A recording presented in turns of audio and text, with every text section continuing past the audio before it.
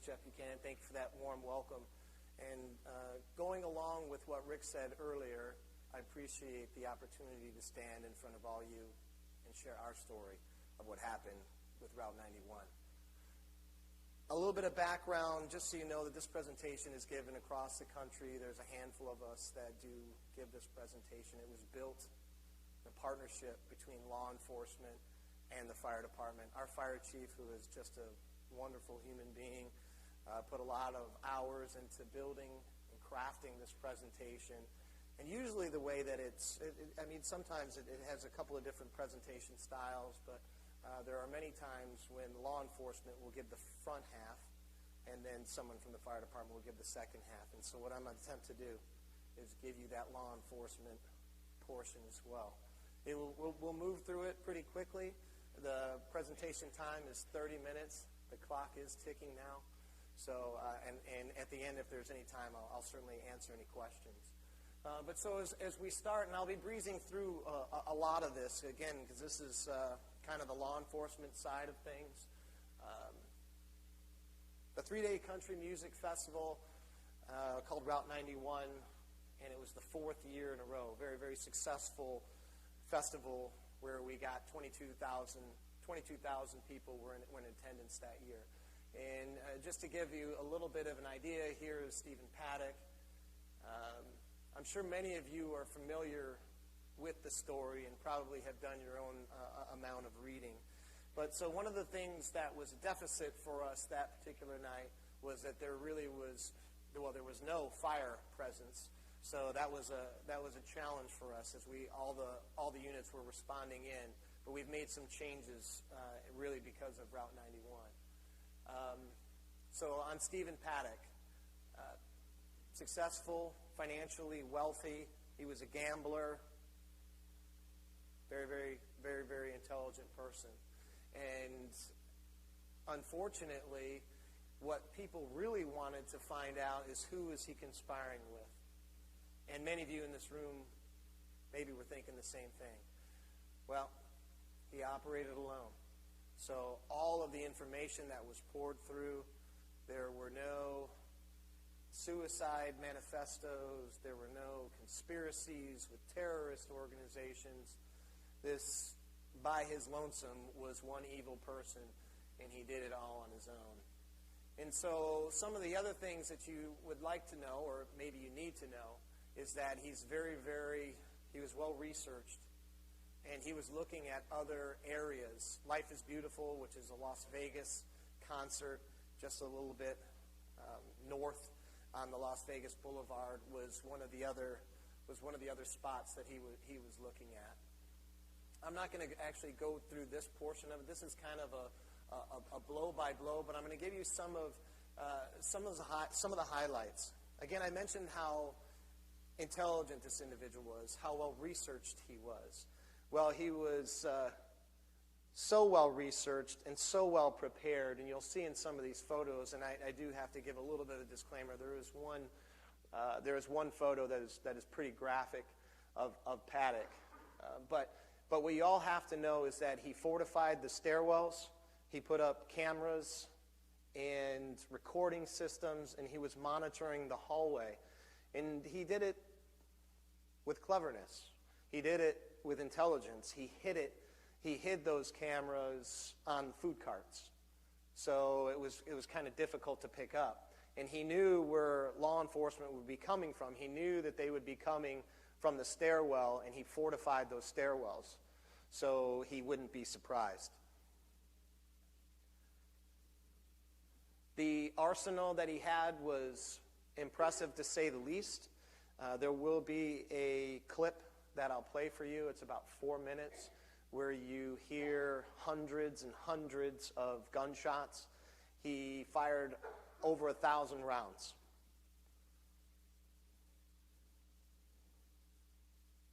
This is the slide where we're talking about the live computer streaming that was going on. Again, an incredible amount of preparation for the onslaught that he was going to take. This is the inside of the room. Here's what you need to take special note of. Can you see the blue hose? Can everybody see that blue hose?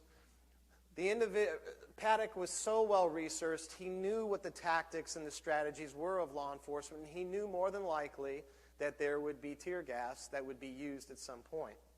For those of you that may be familiar with SWAT operations and explosive breaching and kind of that use of force continuum before SWAT officers make entry, they use gas, and he was prepared to be able to breathe if that were to happen. And probably for the goodness of the whole world, he actually took his life prior to that. But you can see the arsenal that is surrounding this suite and the ammunition.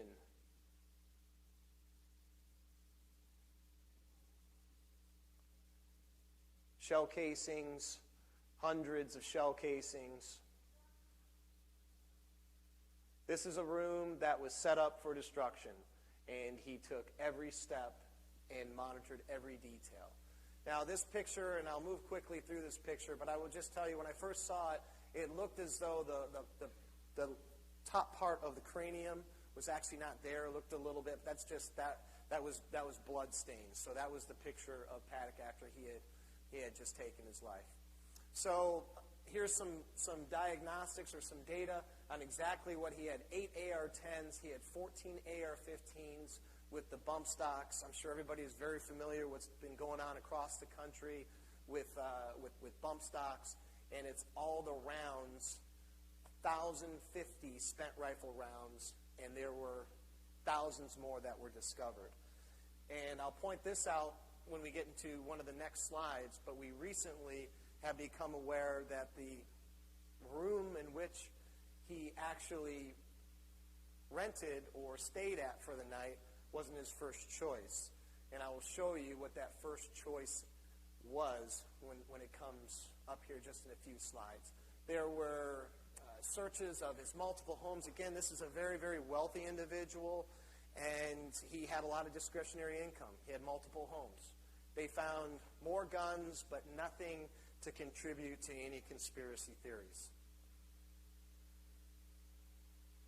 He had exploding targets, and what you'll see here, the different types of ammunitions that he had. One of his goals was to set off these fuel tanks. And you'll have to excuse, I don't have a pointer. All the way to your left, that's out of the screen, would be Mandalay Bay. And between the tanks and Mandalay Bay is the area where the stage area and where the concert took place. So what Paddock had done. Sorry, can I change the picture here? Okay. All right, we're back on it here. So he took aim at these two fuel tanks to add to more destruction. But luckily, it didn't work. So a slight miscalculation. He didn't have many of them, but this was one of the miscalculations that we were all grateful for, because the amount of destruction would have been just that much greater. You'll see the dispersal and the exiting of all of the individuals that were at the concert that night, and they went everywhere. But of course, if there was fire coming from one side, that would have forced people to use other directions. There would have been more. There would have been stampeding injuries. It would have been much, much, much worse. This is all the information that Las Vegas Metro and the FBI had to go through. 40 terabytes of information, 250,000 images, an inordinate amount of information that was sifted through picture by picture, detail by detail, till ultimately the conclusion.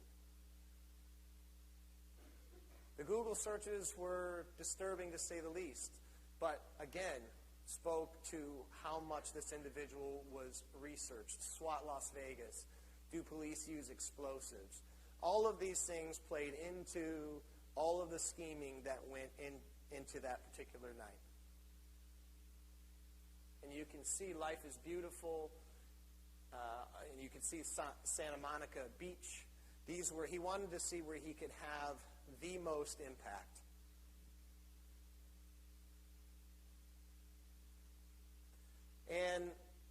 to some extent, there was no why, which has left many people in even more pain because it was such a random act. Not that it would have been a great finding that it was a terrorist act, but that's what it seems like the nation wanted to know. They wanted to know what greater conspiracy was there. But they didn't find that. All they found was it was a lone wolf acting alone. So this gives you an outline of, and I don't know if you can help me out here with, as we go through this, there's Mandalay Bay. That's where the shooting took place. Now, where you see the command post in blue, hopefully everybody can see that. What we just found out in the last couple of weeks is that Mandalay Bay, the room that I'll show you in just a couple of slides, had a great angle on the stage. What he had hoped to do was secure a room where he would have been able to shoot at the command post. This is recent information. Actually, our fire chief just told me this information in the last probably about two or 3 weeks. So there was an attempt by Paddock to secure that room, which I'll let you know, and as we get in kind of to the fire aspect of what the EMS response looked like, I'll go into a little bit more detail. But there were hundreds of key decision makers that were at the command post. So it would have been just so much more devastating. There were people that infiltrated onto the airfield. This is McCarran Airport. I don't know what the demographics are for Baltimore, but Las Vegas receives about 44, 45 million visitors per year through McCarran Airport. It's one of the busiest airports in the world.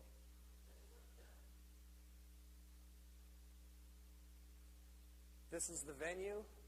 Up to your top right-hand corner, which I will go into a little bit more detail, or the right side of the yellow is where I spent most of my night. I was down there for about 6 hours.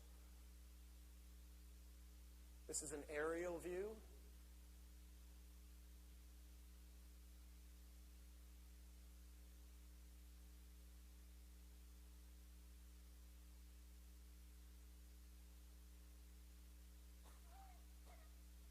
This is intended to give you the vantage point from where Paddock was taking his shots from the room. That's the stage. To your right would be the airfield, the McCarran Airport. You can see that clearly.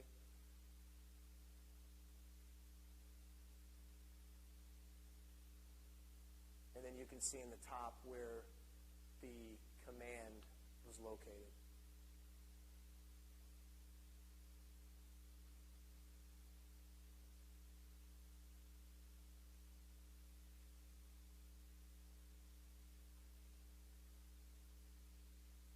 It was a packed house that night.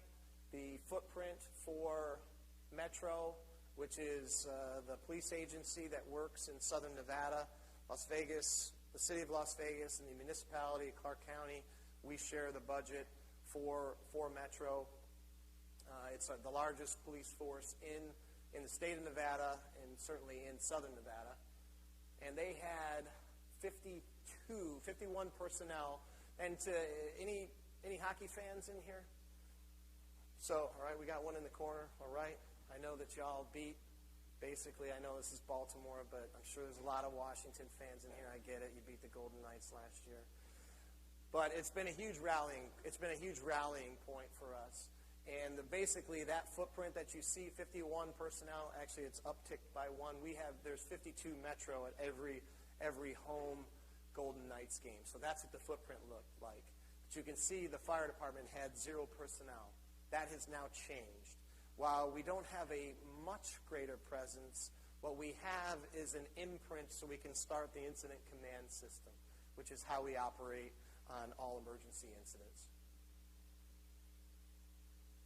So you'll see that last bullet, there were many, many, many off-duty police officers, firefighters, those that worked in EMS. There were many, many from both local and from really across the country.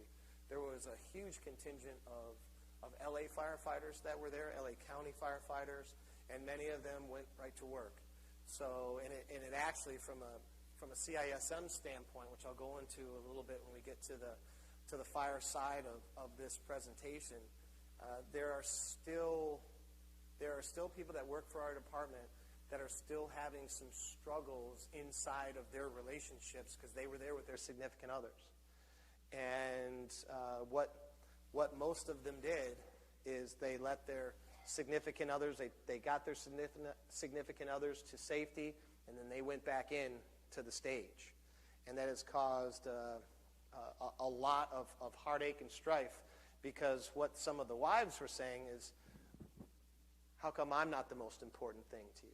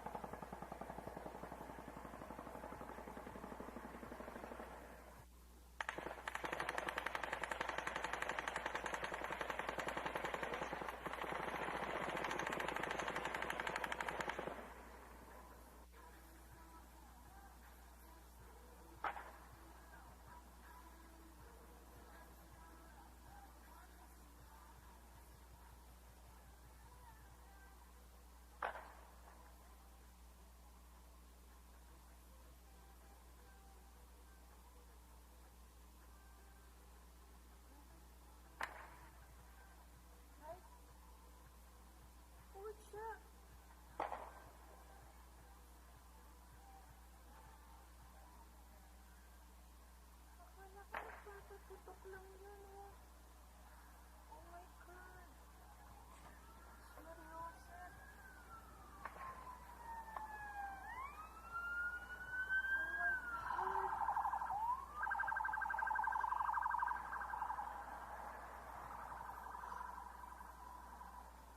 Oh my God.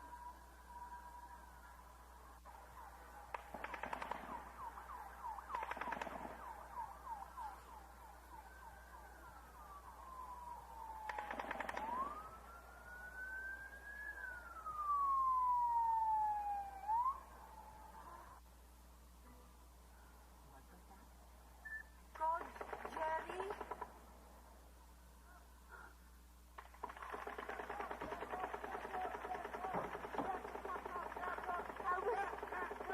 I was there a while ago. I was there a while ago, yeah. Back up and back up. Yeah. Oh my God.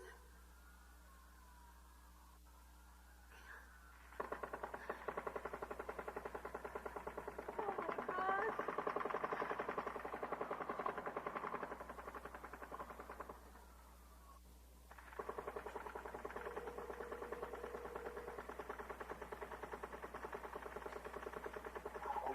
Jerry. Grabe. Nandun ako. There's some speculation on, you saw that in a portion in that clip that there were singular shots that were being fired. Of course, there's no conclusions to what those shots were actually aimed at, but some speculate that could have been the time when he was aiming at the fuel tanks, where he needed to be a little bit more precise. But we also don't know if he was taking aim at individuals either. But a pretty disturbing scene. It's even more disturbing that you have an individual that's, just because they're curious, want to go into where the gunfire, but that's for a separate conversation. I want to be able to get, so I've moved past that, because I want to get to the fire and the EMS side of things, and we can talk a little bit about the peer support, which was really a huge benefit for us. But there's a couple more slides that are important. 169 means we got shots fired. 415 ASF. There's a tremendous amount of confusion. An automatic firearm. Because read at 169 Sammy, they have shots fired. 179 Sammy is coming from upstairs in the Mandalay Bay. Upstairs in Mandalay Bay, halfway up. I see the shots coming from Mandalay Bay. Halfway up. Control 361, I see. We have multiple 415A break. Give me a surge. We have an active shooter. We have an active shooter inside the warehouse. 179 Sammy, that is going to be a light on Mandalay Bay. Not shots up from the Mandalay Bay, but it's coming from that direction. Oh, that is correct. Shots fired from Mandalay Bay. There's many people down. Stage left. Just be advised. CP, I need eyes. Somebody in the CP, can you tell me where it is coming from? We're getting it from Mandalay Bay. Somewhere in Mandalay Bay. It's at the intersection. It almost sounds like it's that close. Arriving unit is coming across from the boulevard, so guys, be careful. It sounded like an elevated position that they had.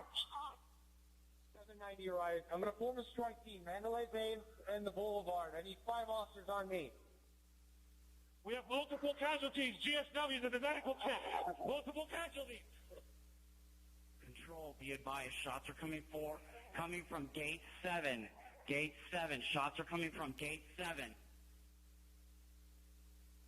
So you can hear the masses of confusion. And those are police officers on the ground. And even when we were operating through the night, there were still questions. Are there multiple shooters? And credible people were saying that, yeah, there's another shooter inside the venue. Yes, there has to be another shooter because of the amount of ammunition that was shot that night. But lo and behold, there was only one person doing the shooting. So that night, my wife was pregnant. We just had our third child a year ago now. And so I wanted to stay married. And so I had my phone on silent. I had my work phone on silent that night. And the fire chief had called me, as you would expect. And luckily, my close friend, who's now a retired deputy chief, he was able to get a hold of me on my personal phone. And so I woke to a very excited friend and colleague saying, Jeff, you have to get down here. It's just like Mumbai. And for those of you that don't know what Mumbai is or was a mass shooting in India several years ago. So I quickly got dressed, and I knew I had to get down to where my friend was. He was just to the stage, just to the east of the stage. Called the fire chief, and great guy, Greg, where do you need me? What do you need me to do? He's like, check in with the incident command post. I also play the PIO Monday through Friday, so I was asking him what was the best fit for me right now. He said, go into the incident command post. Well, I knew I wasn't going to be there long. Everything was set at the incident command post, and I had to make it down to where my friend said that he needed me. And so it was striking as I went down the Las Vegas Boulevard to see one of the busiest streets in the entire world lined with emergency vehicles on both sides, no traffic, was a stark reality. The economic impact to that paralysis, I couldn't even give you those numbers today. I don't know what that economic impact, but I know this. I had never seen it before, nor will I probably ever see it again. That busy street shut down. And as I approached and got to the east of the stage, where my friend was, it was as if I like to liken things to movies, and the movie that comes to mind for me is Book of Eli. It was apocalyptic.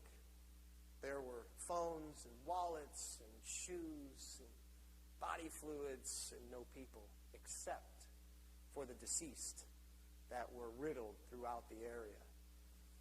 And the two stories that I'll share with you about the deceased that were on the side of the road, because I think that this is important. One, young man standing over his wife. She had been deceased now for 45 minutes, young couple. And it was like he was a sentry, just standing guard. And then next to her body was another decedent. And this individual had someone holding his hand underneath the sheet. And it was a bartender. A bartender from inside the stage had somehow come out. He had collapsed, and she didn't want him to die alone. His wife had moved away from the scene, and actually she kept calling and calling and calling her now deceased husband. And so this individual who was holding his hand was now taking these phone calls. And these are just two of many, many, many stories that happened that night.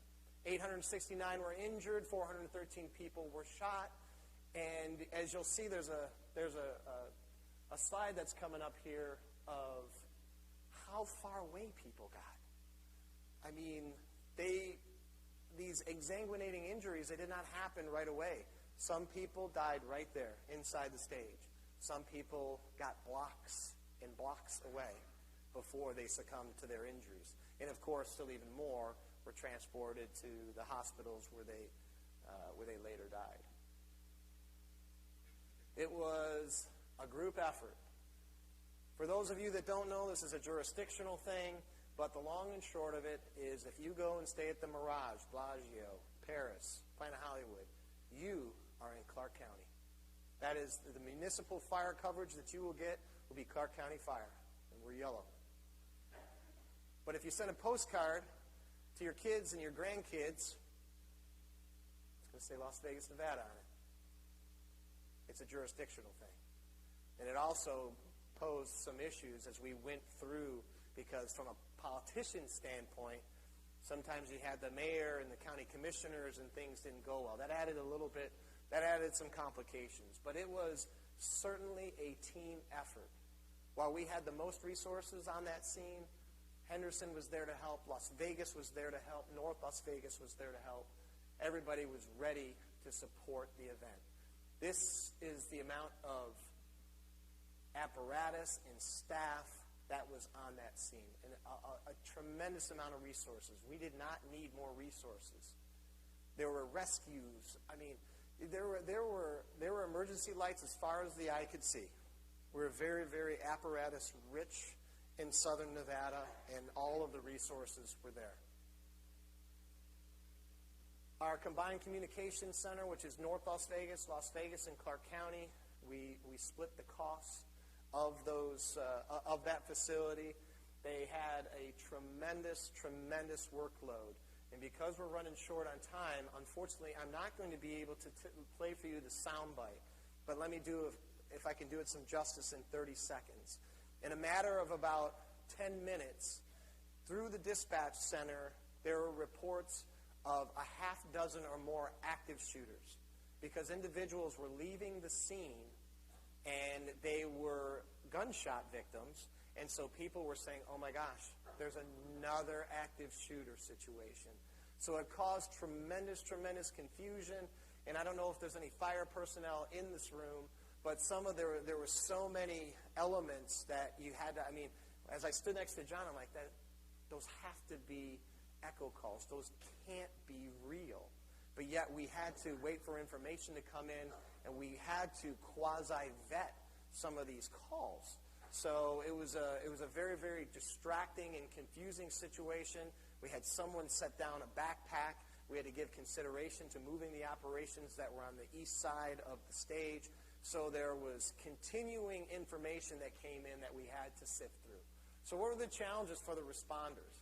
Well, the egress, the distraction calls, from the peer support standpoint, we made a call, and the training that we had really came really came into play this particular night. And we're very grateful to Dr. Flaherty for all of the critical incident stress management training that she gave Clark County Fire, because we had a level of preparation. I'm not saying that we handled it the best. I would be wrong to say that, but we had some preparation. We knew how important it was. And we made a call after everybody had been there for hours and hours and hours that we will assemble everybody before they go home and discuss what options are available and tell them that more resources will be coming, and that's exactly what we did. Command Engine 32. Command Engine. The radio traffic, again, that was a brand new captain. Brand new. 4 or 5 months. And he was handling that situation. He did a fantastic job. This is the dispersal of the crowd. Yeah. And so what you'll also... Oh, we got to see that. So you see those X's? Those are the deceased. Some of the deceased. Here you can see them also numbered. You can see 27, 28, and 29, 25, and 26 were the decedents that I was mentioning to you. But as we walked and surveyed the area, 27, 28, and 29 were also found. These were individuals that as they ran for cover or walked away from the stage, succumbed to their injuries. The distraction calls, again, we don't have time to go through that portion of it, but I will just tell you that the battalion chief, who's now retired, the battalion chief that was on that scene, he has handled some of the most, probably a poor choice of words, famous calls in Clark County. He is a magnet for critical incidents. And he does just, I mean, if you hear his voice, calm, cool, and collected, always. Go ahead. And those were all the echo calls. Here's the one piece of levity in this whole presentation. These individuals infiltrated McCarran Airport, and they found their way into a hangar. They found their way into that aircraft, and they did what, I don't know, maybe that's what I would have done. They raided all the liquor in that plane.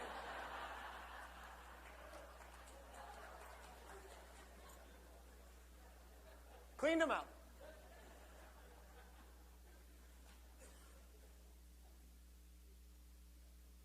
So some of the lessons learned, quickly I will go through this because I know that the time is up, but peer support was absolutely a foundation for, I believe, what our success was. We have a couple of slides in here that talks about the amount of IFF support.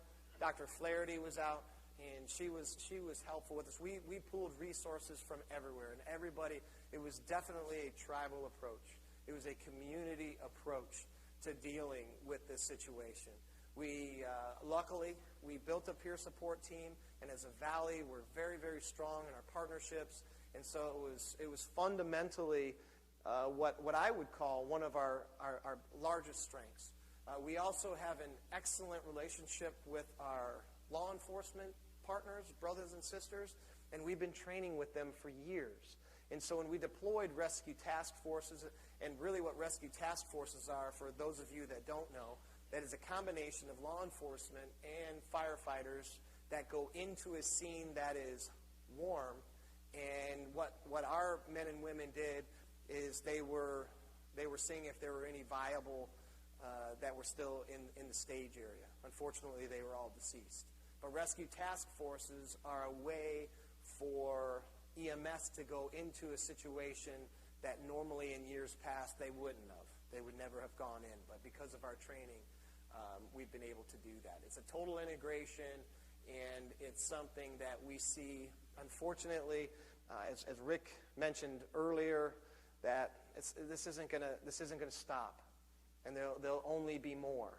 And who knows if there's more or if it's more awareness, but we know that there will be more. It will not be the last shooting. So training is absolutely a must.